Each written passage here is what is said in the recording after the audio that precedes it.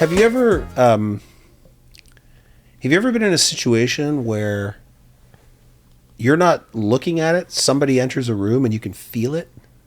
Good energy, bad energy? Have you ever had that Not so much. No? No.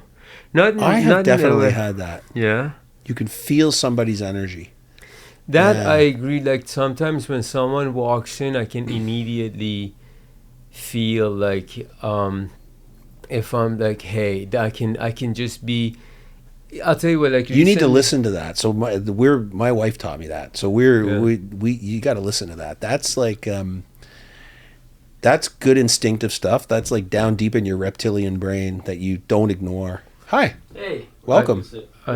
I agree with that. I was meeting a few weeks ago somebody that there was a certain perception of what the meeting's going to be like, and Yeah. generally wasn't positive. But the second he walked in, I was like, no, this is positive. Just Yeah. like everything about the demeanor. So. Right. I agree with that. And like this morning, I've had meetings where it's not. You kind of like, you go in thinking it's going to be a very cool meeting, and all of a sudden it's just this. There's an awkwardness to Yeah. it. And sometimes you can sense that before anybody says anything. You can just feel it, right? Pardon me. And that's you got to listen to that. That's like the energy of a person, or the energy of. So you talk about vibration. Back to that. That's what that is.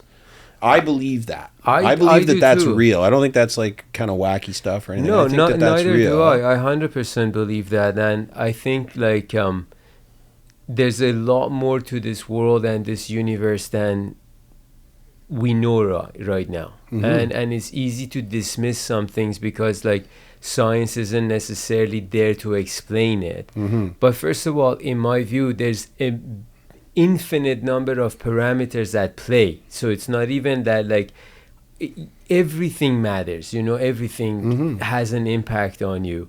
And so it's there may be a very scientific explanation as to why we feel certain ways, but I agree with you that ultimately these are systems that are, if you rely on them and use them effectively, I think they are tools that we should be able to put into play. Absolutely, and it's it's something you have to be in tune with, because it's not something you're taught, and it's instinctive, but it's often ignored by people, and to their own detriment.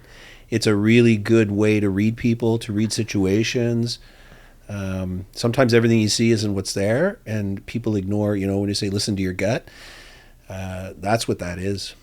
That's It what that changes is. with the wallet you have. It doesn't. It- Okay. Let's have this debate. Good. Yeah, because Go when ahead. you get somebody who's had traditional success, like Western world success, Yeah. and they say like, I meditate and I believe in this, or I look and I trust my God. Everyone's starting to take notes, like, oh yeah, this guy does that. But if somebody who hasn't had financial success say that, it's like, this frou bullshit. It gets dismissed easily. And Okay, I see what you're saying. And so it's like when someone has had a certain modern day success, I think when they talk about these things, it's taken a lot seriously. Whereas like if somebody who hasn't had that, they talk about trusting your gut and your intuition and meditating and believing in the frequency or the vibration or the world and the universe and all that, is kind of like what do you know? Yeah, I think to a certain degree. I think there is more influence in, the level. I guess when you say the wallet, you mean the level of influence and wealth of a person and stature. Let's call it Right. stature in society. Exactly. Which often coincides with the wallet. Yeah, it's an interesting concept.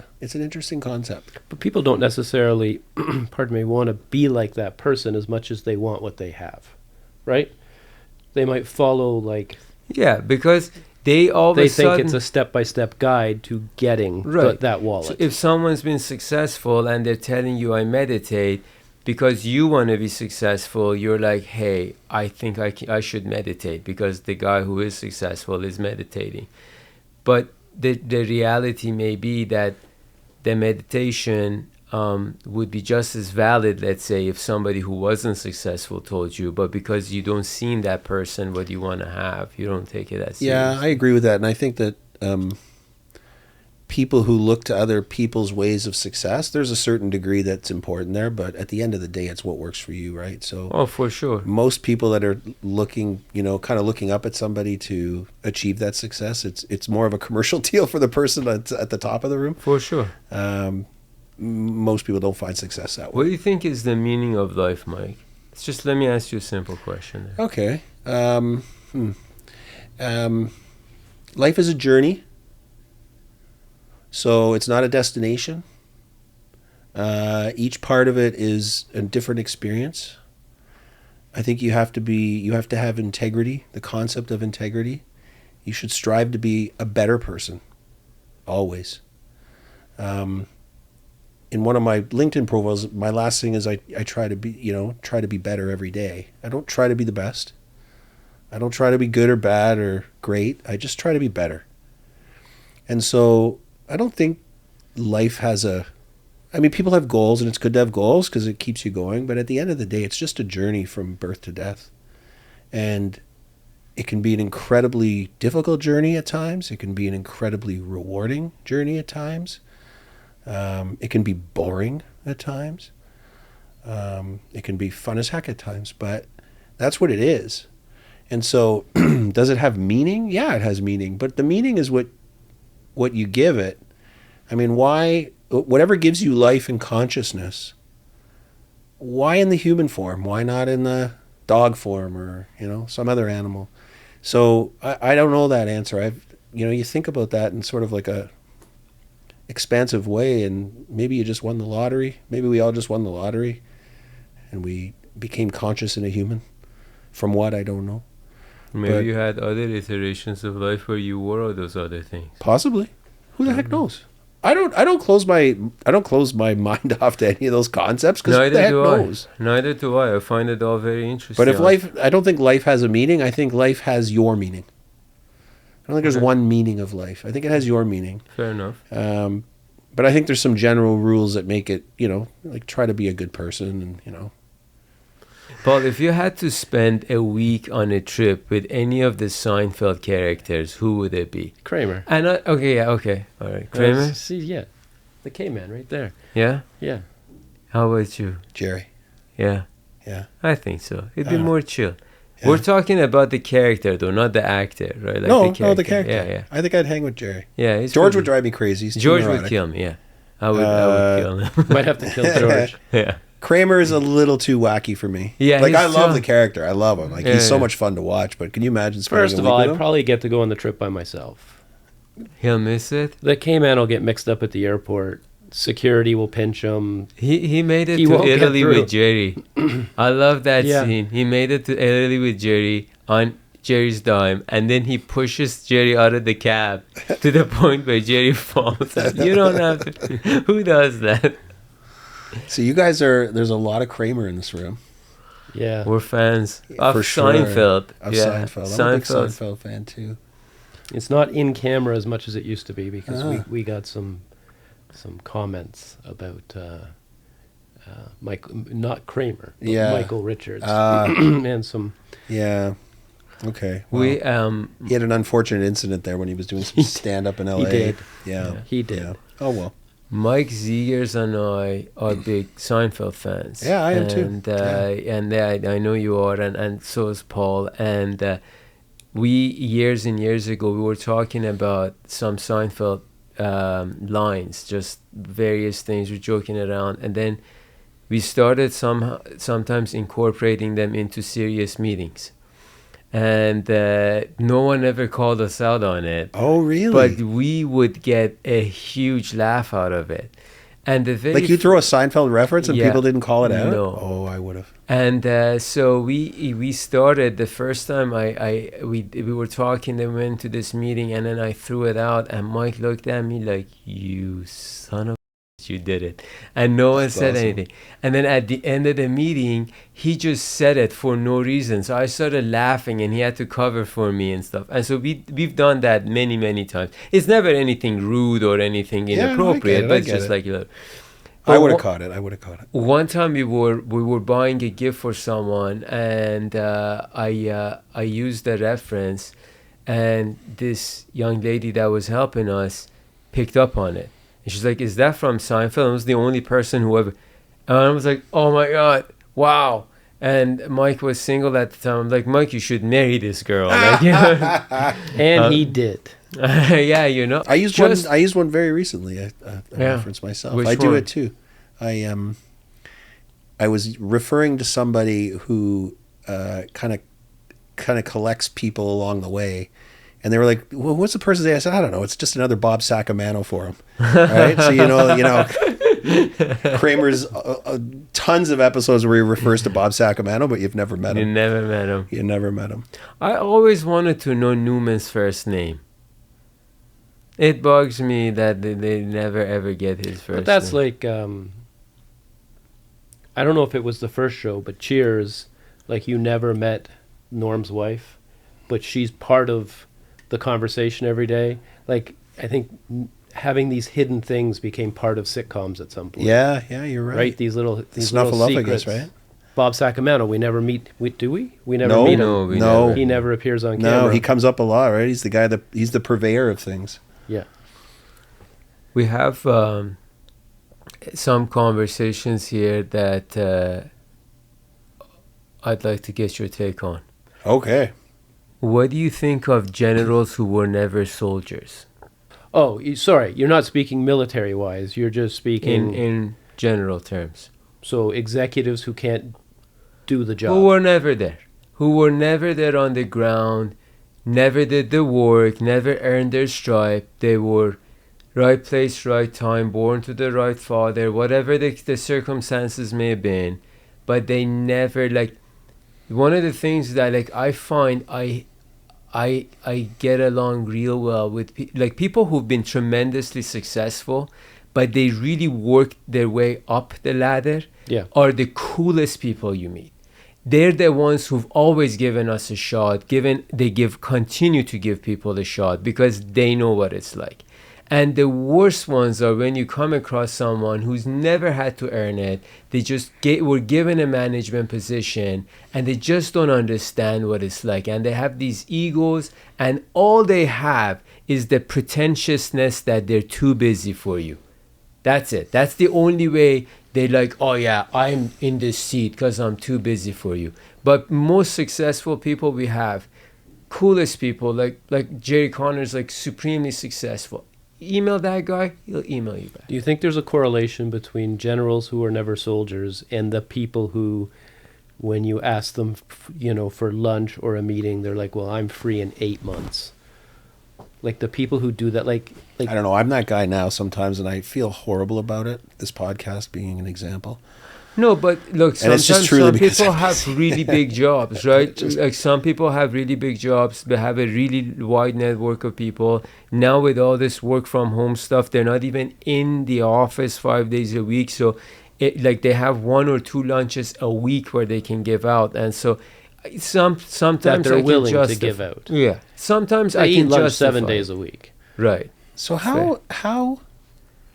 how does somebody become a general that's never been a soldier? I think that's the more interesting question. How do they get there? That's why I said politician, because they've just got to be really good at selling themselves and talking the talk that is reasonably convincing to get it, to get that position. Here's one. It's a bit of Because you got to, either you got to question the organization or Yeah. you got to say this person's really good at.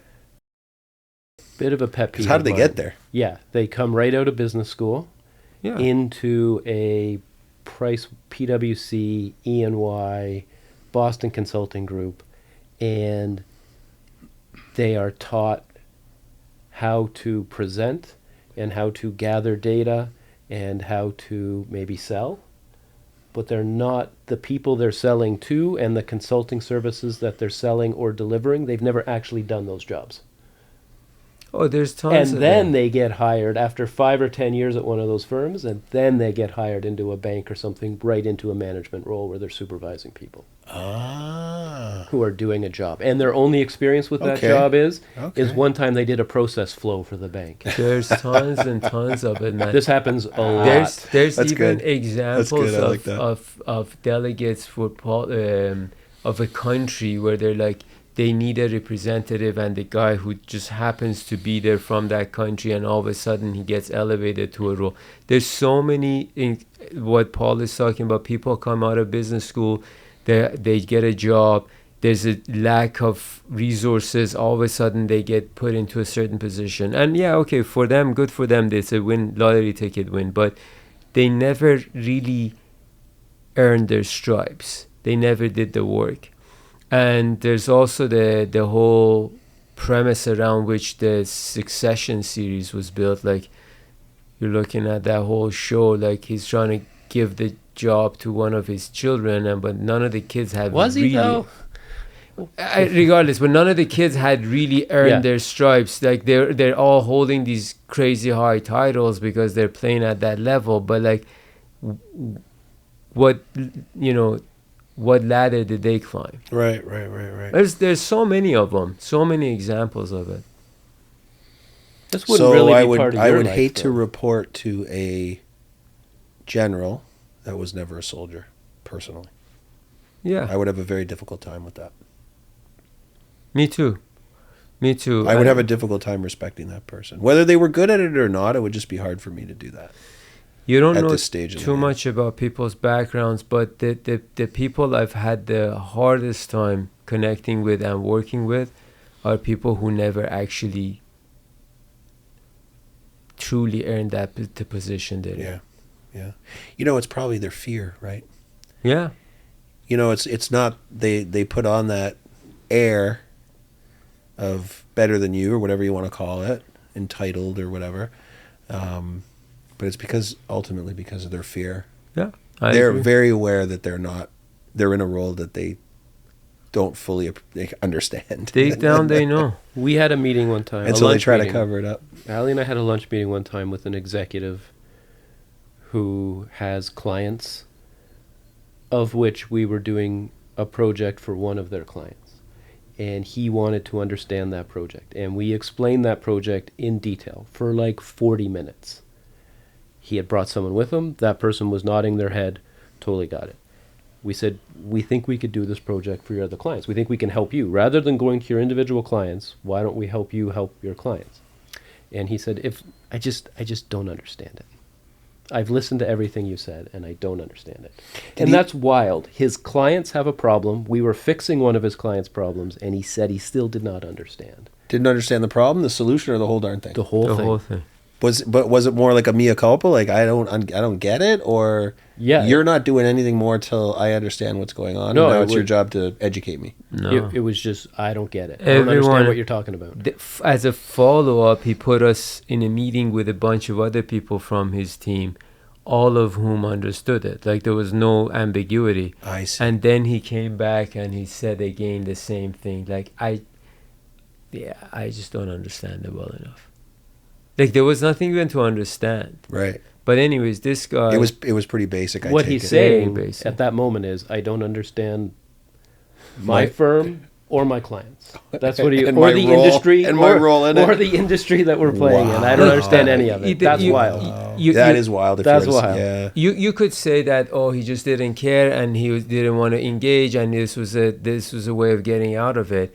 But it's an embarrassing way to get out of it. Like, I'd be embarrassed to sit there after multiple hours of presentations and say, hey, I'm the only person who doesn't understand. And also sometimes people will give you, like, we get pitched business ideas. Sure. And sometimes it's a business idea where we're like, we don't understand it. What we're saying is, no, we get what you're trying to do. It's not good. But instead of just saying that, we're trying to be nice and saying we don't get it.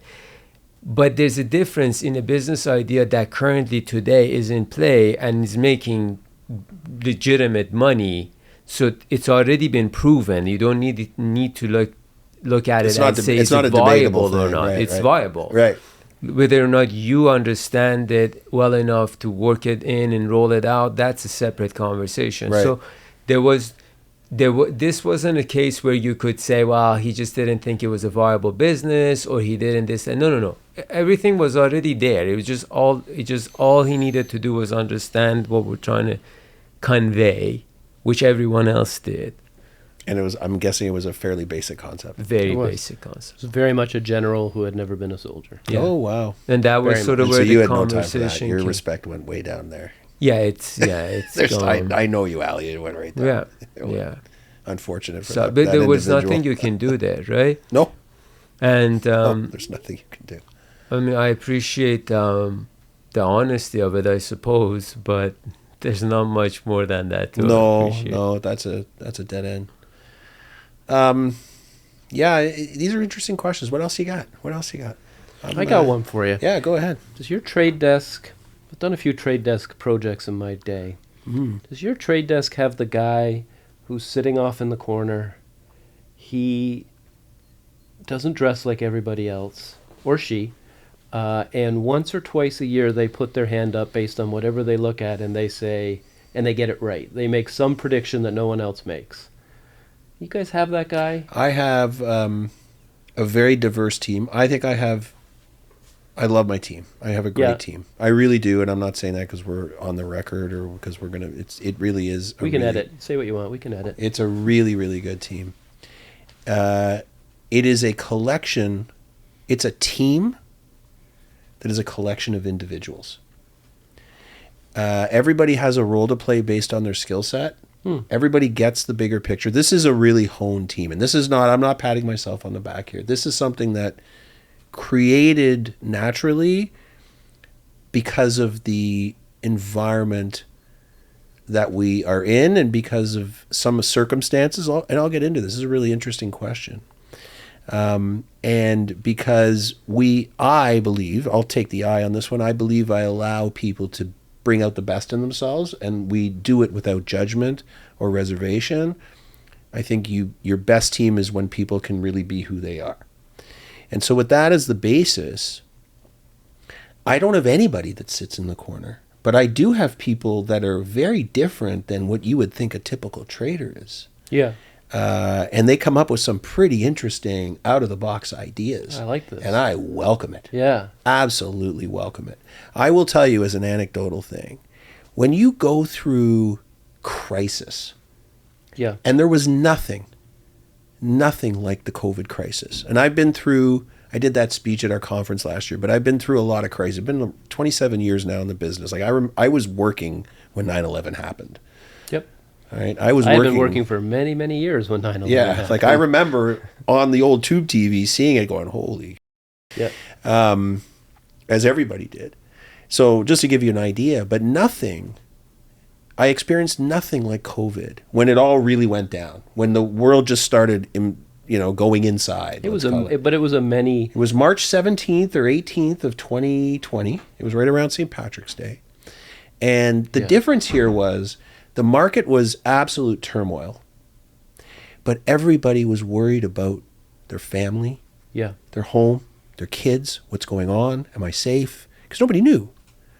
And everyone was like, what is this, like the bubonic plague? Like, are we, is everyone going to die? We're going to start bleeding out our eyes and stuff? But you must have had, what, like three challenges, right? But let me finish this because I want to finish it. And I want to answer all these questions. But every single person on my team, and this is where you know where people are, high stress situation. Yeah. Every single person, and I didn't say you have to stay, every person had a dedication to the client, to the job, they had a pride. It was beyond some sort of sense of duty. Yeah. Well, it was a sense of duty, but it was a pride in what they do.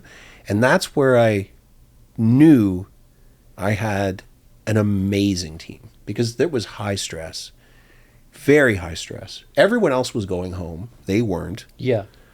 Everything on the news was, the NBA just closed, NHL just closed down. Everything's shutting down. The world's shutting down. People's, spouses are calling them. Are you coming home? Yeah, I'll be there in a bit. Yeah. So that's what I knew, not to, dwell on that topic because we all went through our own personal journey for sure. But you must have had three challenges there, right? You had everyone was going home and your trade desk wasn't going home. Yeah, but I want to be clear. I didn't tell them they had to stay. No, understood. They felt stayed. that. Sure, you didn't. I didn't. But there's stress in and that. there were a couple people that said, you know what, I got to go home. And it's like, no problem. I get Yeah. it. And I said it to the whole team. If you need to go, go. But most didn't. The markets bottomed. It was the craziest thing I've ever Which seen. is hard. Volume went way up.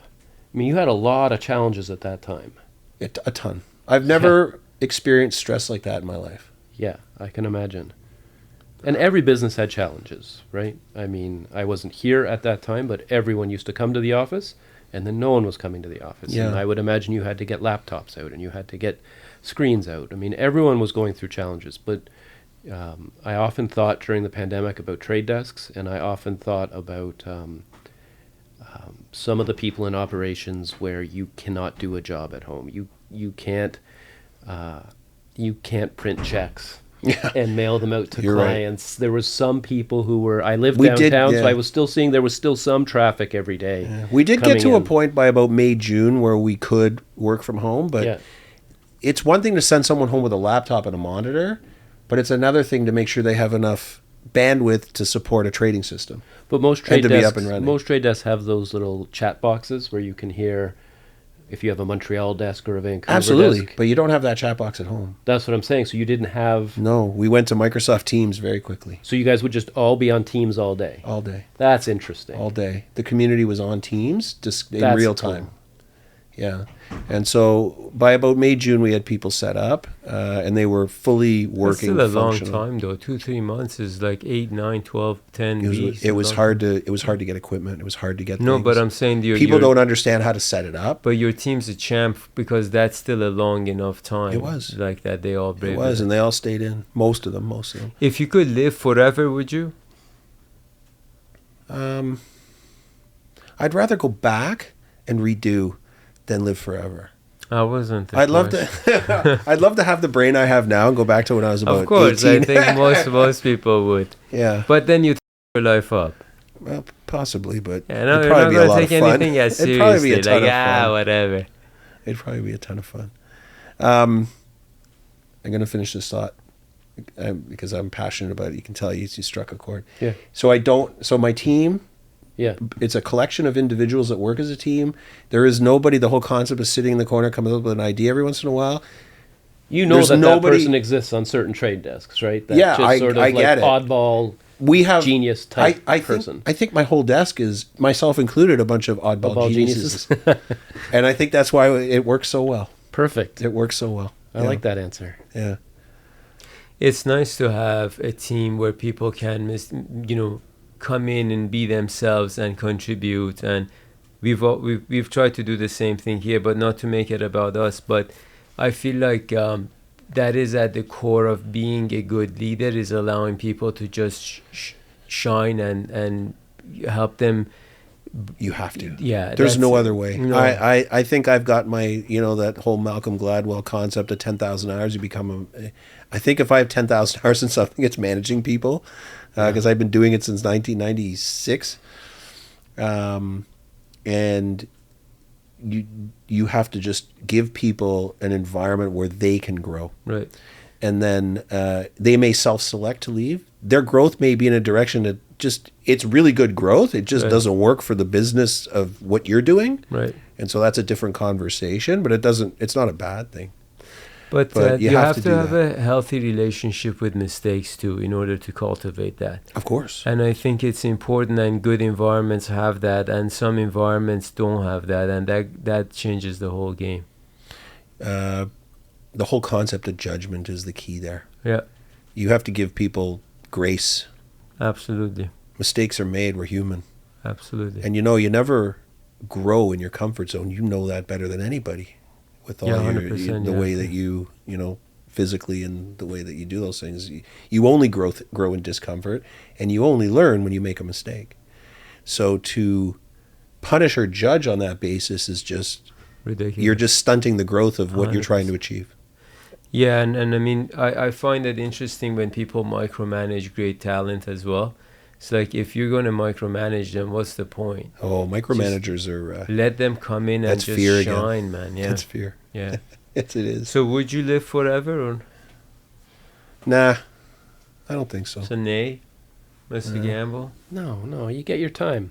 You get your swing. Yeah. Wrap it up. I'd like to have a good life, though, a good long life. I think that would be nice. Yeah. Yeah.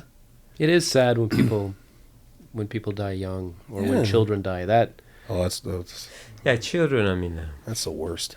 That's the worst. I had an uncle through my ex-wife that I really, really look up to, and I admire him and respect him. One of the hardest working human beings who's ever lived, like 5 a.m., 12 a.m., like just Yeah. work, which I respect and admire. A lot of people wouldn't want that life. I would. And he passed away exercising at 5 in the morning at the gym. And like for me, that was the ultimate way. And he That's the wasn't. way Ali wants to go out. That is the dream, man. I mean, with he 60-pound wasn't. dumbbells in your hand. He wasn't that old. He was young, which makes it. I believe he was in his late 50s, so he was young, which makes it sad, but when I look at him, he lived his life like a champ and went out like a hero, So Yeah. like, I don't know if he would have prepared. I don't know, but he wouldn't have wanted to get dragged out not being himself. I feel like that much. I'm confident. I'm sure he didn't want to pass away so soon, Yeah. but he went out on top, and I think That's there's good. something to That's be the only said way to about- go, right? It's the only way to go is But go for out every on top. story like that, there's like the guy that jogs every day, takes care of his family, and he gets like run over by a bus. Guy who smokes 3.5 packs of cigarettes a day or something. Yeah, I mean, Lives to 90. Sorry, officer, I couldn't see him because of all the smoke. It's like you don't get to choose. I right? will say, as someone who's a huge fan of exercising, you got to be careful if you're a runner, man. Like Bicyclist, and bicycle, because sometimes too I find like I have the Jocko Wilkes kind of people which I like and admire, but sometimes like I wake up at 4 a.m. because I know no one else is. Because my enemies And don't. sometimes it just makes sense to not go running at 4 a.m. because you're introducing a lot of unnecessary danger into your life. So that's an interesting concept, the concept of risk. There are, and I am not making a judgment, let me preface this, but there are some people who vehemently cycle to work every day. And I live in the city, and there's some of those bad days where it's slippery, Right. there's snow on the ground, and there's, people cycling, and I think to The myself, guy driving the bus who smokes 3.5 packs a day. And I'm just thinking to doesn't see ya. myself, I think today's the day you don't have to cycle. Yep. Just you've exponentially increased the risk of something happening. Agreed. And it won't be your fault, but you're putting yourself in a risky situation. Like, I think that's, it's interesting that people make those choices consciously. Yeah, I agree with that. I think I obviously I'm comfortable taking certain risks, but I categorize those things as like, if you don't need to take those risks, like there's no need for it. Like if you can just I don't think the sit person there- riding their bike to work on a slippery, slushy Tuesday morning is, like if you want to climb a mountain or hike a trail that's not been blazed, I get it. That's your passion. You Yeah. accept those are acceptable. I don't think anybody says, yeah, I'm going to get to work on my bike today. Yeah, Maybe I they don't do. I don't know. I don't know, but I agree with you. I think like you gotta pick those areas where you're willing to take. Yeah. The other thing is like, with some accidents, they can have an outcome. For me, like if I fall off a mountain and die,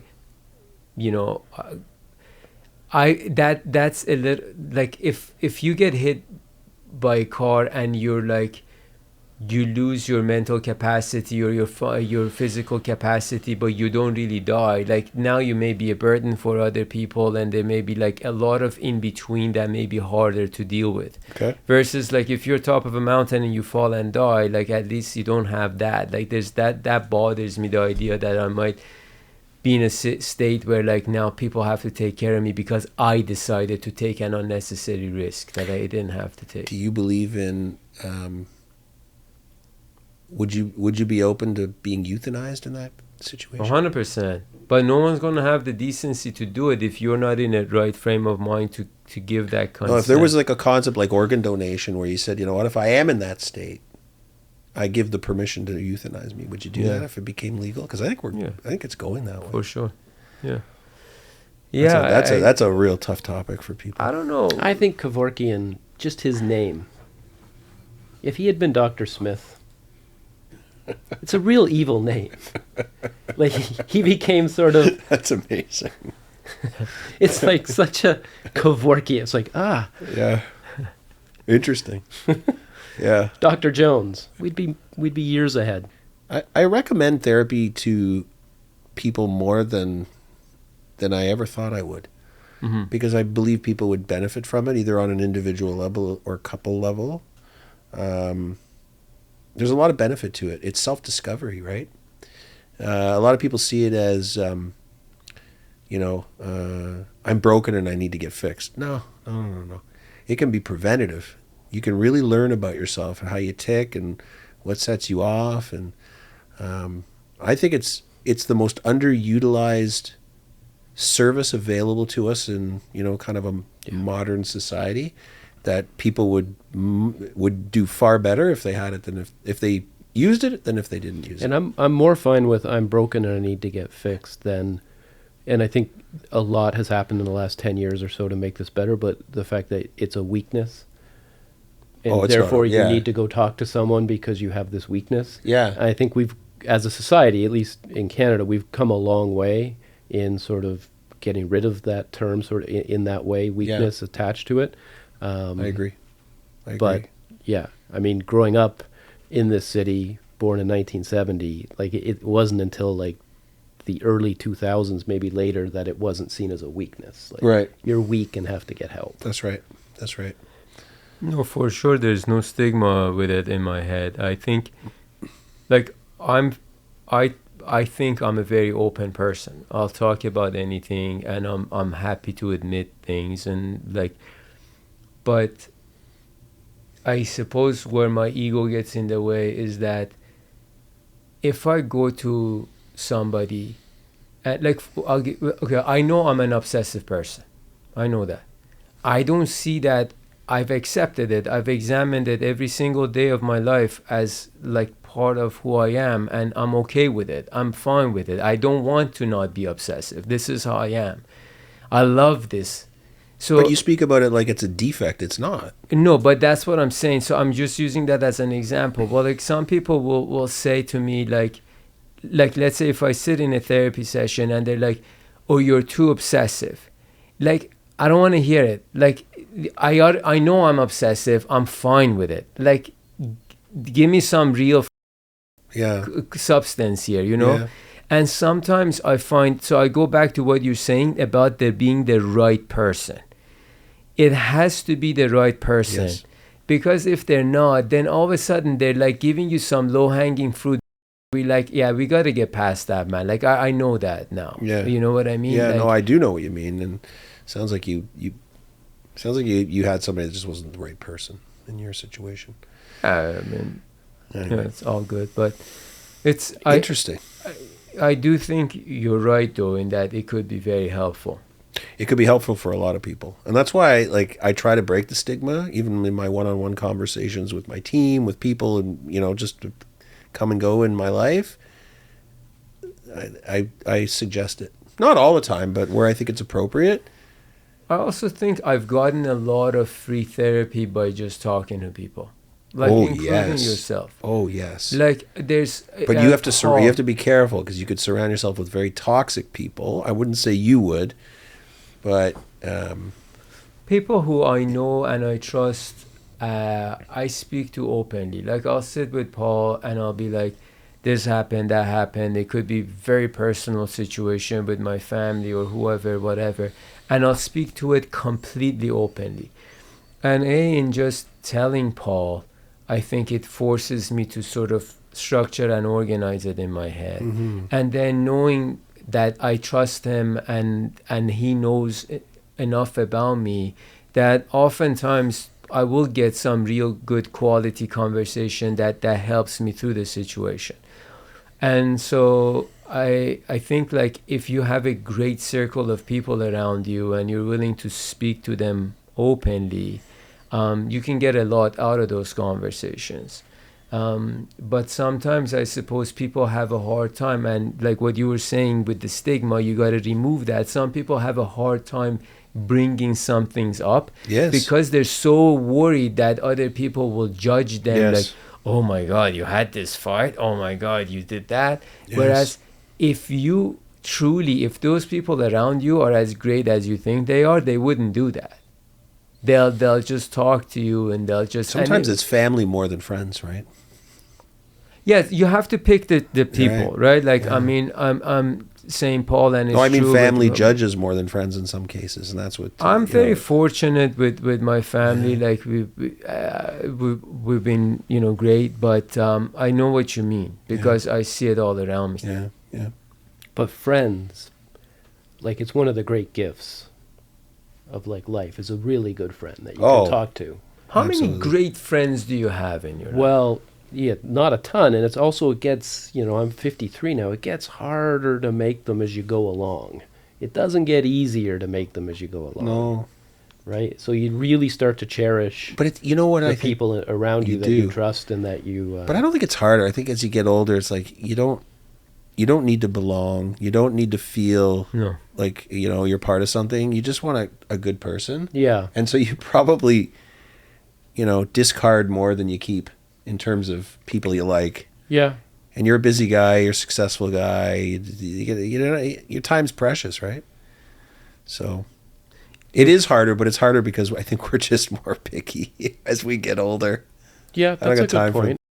I like that. Tweak to what I said. I like that. I also like that when you were saying as you get older, you're less concerned about what people think, and you kind of accept yourself, so you don't need the world to accept you as much and all that.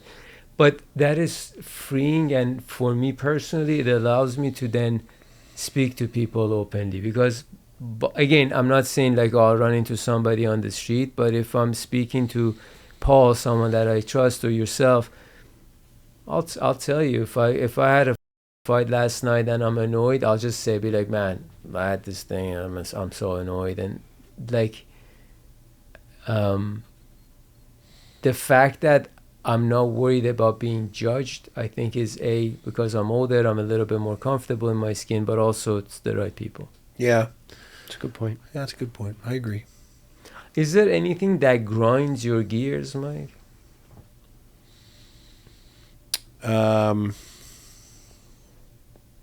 I can get us started here. There's a lot of things that grab I'll me. get I'm us just started trying to with- find a good one. I'll get us started with one that's been grinding me lately. Sure. Which is, if you're standing at the corner of, it's pre-internet, pre-Uber, so it's the year 2005. Okay. And you're standing at the corner of King and Bay.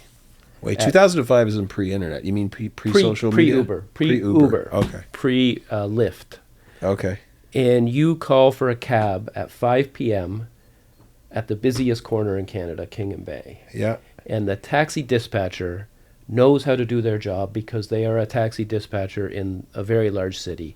And they say, sir, you've got to walk a couple hundred feet down King. The cab will come around the corner and get you, but they cannot pick you up at the corner of King and Bay. It will cause chaos. And you were like, cool. And you walk a couple hundred feet and the cab comes and gets you a few minutes later. Yeah, sure. Uber, you just drop the pin on your phone and you say, this is where I need to be picked up. Yeah. And Uber driver shows up at the corner of King and Bay at 5 p.m. on a Wednesday and hits their four ways Like it's no biggie. because there's nobody there to pick up, but they know this is the exact location where they have to pick up. It's as someone who lives in the city and has to drive this city sometimes, it is chaos. Uber is creating chaos. Yeah. Because they're just stopping anywhere they want. It grinds four your ways. gears. Okay. So on the same topic, and I love that. What grinds my... Are we good, Ali? Yeah. What grinds my gears... This is a good one. I hope it grinds a lot of people's gears. There's a lot of construction. There's a lot of merging of traffic in Toronto. Yeah. And when you do the right thing and you're in the lane you should be in, and people who have no business, you've waited your turn and everything, they go right up to the front, put their blinkers on it. It's usually an Uber driver. And they try to wedge their nose in. Yeah. And then me personally, I never let them in. I can probably keep 2 inches from the bumper in front of me and never hit that bumper. And it's like they think I owe them an in. Like, no, I waited my 10 minutes. You just thought you'd butt in. Right. So what grinds my gears is that whole concept, and the city's not doing enough to think about that. The city's not doing enough. So if we're going to say, hey, we need to build more to get more housing, okay, fine. I'm not going to argue that. We need to increase the infrastructure of our city. It's getting a little old. Okay, I'm not going to argue with that. But when you make all those plans, the plans around sort of accommodating that for the day-to-day business and, commercial life of and residential life of Toronto, there's no thinking about that. And it's going to get worse, and that grinds my gears. It does. I think the whole city, like, there is no planning whatsoever. I mean, you look at a bike lane that just abruptly ends, and you're like, well, why was it there anyways? Yeah. Because now you're taking up the road, so people can't drive, and you can't use your bike either. It's like nothing good. And then they'll start doing construction in 3 roads that are all in parallel. So you just absolutely destroy any east-west, let's say, movement in the city. Yeah. And also, it grinds my gears that I love the people setup. outside of the GTA, downtown Toronto, can just drive into downtown Toronto like no biggie during peak hours. Sing it. I love this. Other world-class cities, there's penalties and fees for that. If you don't live in the city, you want to go to a baseball game, take taxis, get on the subway, get on the bus, go train, whatever. Don't come down here for a baseball game like lost this. I don't know. Go left. Go do something. Yeah. Move. Yeah. Move. You know what I mean? And every time there's a game in this city, it's spoken like a true downtown resident. It's worse than that. They come down, nothing against minivans. They're always in minivans. And a family of 4 thinks one of 2 things can happen for them. They can park their minivan and they can walk 4 across on the sidewalk. I mean, that's not how are we even accommodating? There's so many million people in the city. Or they bring their bikes down and then they don't want the kids riding on the road. So now we've got 4 people riding on the sidewalk. I'm just trying to get my groceries. What's going on here? If you don't live downtown Toronto, if you're not paying downtown Toronto taxes, you have to pass a test. You do not drive your car downtown Toronto during peak hours. Yeah. That's it. They cannot be. You want to come in at 3 in the morning, 4 in the morning, whatever. But don't come in to the city at 5 in the afternoon. Oh, it's a baseball game. I don't give a take in public transportation. What are you doing? It takes me sometimes 30 minutes to come out of my apartment, my building. Like, this is a true story. Yeah. A few weeks ago, I had to go for a dinner in the middle of the day. I live at University and Adelaide. I had to, in the middle of the day, take my car from University and Adelaide, drive it 2 blocks, and drop it off at the St. Regis Hotel Valet, just because those 2 blocks, just to get out of the city and get onto the DVP, would have been a 45-minute stretch for me afterwards. This is real 1% behavior right here. Hey, which one's more valuable, time or money? I had to. There was no choice. I was never going to get to the event on time. Nope. We were going to an event, and I thought the Well Professionals event that you were at as well. Oh, yes. So I thought, you know what? Every time we go to these events, we go like, we're scrambling to find a cab, and then we get there, and then we're trying to scramble back. You know what? We've spent all this money to go to this event. We're just going to get proper car service, drop us off, pick us up. Let's do this thing with class. I'm a big fan of car service. A little bit of dignity, people. A little bit of class, okay? Yeah. So the car came, picked us up. We walk in. We feel like celebrities. Perfect. They come in 5 o'clock. We pick us up. Now we're sitting in insane traffic because the guy went the wrong way, and the second you take the wrong turn in this city, that's another 45 minutes. He picked us up on the south side of this building, and it took us 25 minutes to get to the Cactus Club, the north side of this building.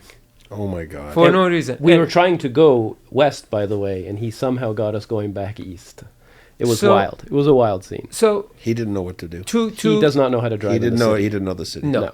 So two great things came out of this. One, as we were sitting there, quite literally, not inching forward, but just sitting in the Yeah. car, I saw Samantha walking by on the street, on the sidewalk. Just coincidentally? Just coincidentally. Okay. She was going home from the office.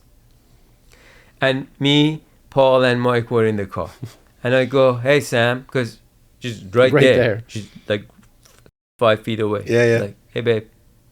Nothing. She doesn't look up. Like, Samantha. Like, nothing. Now, like, these guys are obviously, like, met never Sam. I'm like, AirPods you, in or anything? you And I'm say like, you're no. dating this woman, but Yeah, it I'm like- doesn't seem like you're dating like, her. Sam. And then Mike yelled, hey, Samantha. And she looked over. She's like, oh, I was like, I heard people calling my name, but who could it be? So I was just ignoring it. And I'm like, well, look, I'm really grateful that that's how you are, that you don't really just turn around because you think some loser's calling your name. But that was me, babe. Like, I wish you're not. I'm the I'm the loser. loser. I'm the loser. I'm the loser calling So you. that was a nice I high think we have the moment name for of me. this. I think we have the name of this podcast, this episode. And then I'm the loser. I am the loser. I'll admit to that. But here's how I am the loser for a second time. Yeah. Now we're leaving the event. We're leaving like big shots. We've got car service. We're not going to scramble for a cab, try and figure this out. So they keep texting me like, your car's outside. So Paul and I are the only ones left, right? Like, I'm like, the car's outside. So we walk out. There's no car outside. So now we're back to the scramble. So I'm, hey, where are you? Oh, we're by the door. I'm like, I am by the door. You're not by the door. Turns out they were by the wrong door on the right side of the building. We had to walk for a good 5-10 minutes. I was Yeah. like, just around the wherever lakeshore you are, side. just Yeah. start where you are. Till we found them. And I'm like, so much for us doing this with dignity and class. The good Lord did not intend it. But you used it a second time to come up to the IAIC event. That went well. Up at Bloor and That went really Bay. well. That went better? Well, the guy brought me up to the event. There wasn't enough time for him to leave and someone else to come, so I just waited there, and I was in and out. So then God came back down. He was right there. Got in the car, and he legitimately ran red lights and stopped in the middle of intersections to get me back as soon as possible. He drove so aggressively that we were a block away from the office. I'm like, this is good. And I wasn't afraid that he's going to get into an accident. I was just embarrassed because everyone was looking like, who's this? Like, I was like, I didn't ask great. him to drive like this. I Yeah. swear, I wasn't asking him to. He was blowing through everything, cutting people off, whatever. I was Oh like, my oh, no. God. So like a block away, I was like, this is good. It's Yeah. right there. He's like, are you sure? I'm like, 100%. 100%. Yeah. That's good. And that's how the ride came to an end.